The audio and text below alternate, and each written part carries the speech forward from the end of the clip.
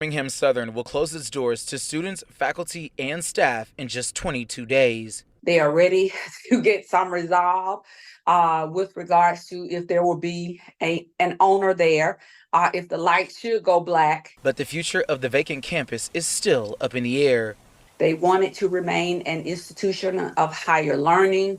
A spokesperson with Alabama A&M says the university made a $52 million offer to purchase the campus. That's a very solid offer that is on the table, and it's going to be interesting now to see that someone has finally said and laid their cards on the table, come public with that offer to see what happens now. State Representative Wandalyn Gavan says if the offer is accepted, the deal would be historic.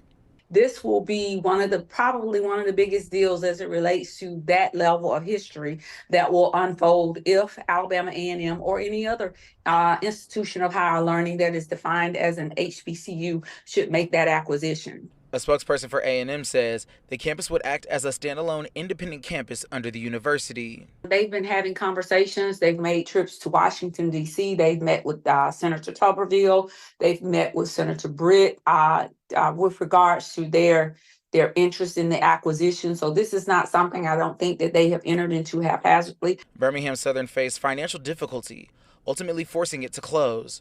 But Gavan says the Huntsville area-based HBCU is set up for expansion. Alabama A&M is a state school.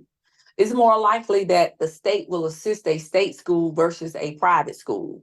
But I don't think that will be the case with them. I think that this school will thrive. Now, a rep from Birmingham Southern says that there are several interested parties that they are in continuing conversation with, but there are no definitive agreements with any entity at this time. Live in Birmingham, Aaron Llewellyn, WVTM 13.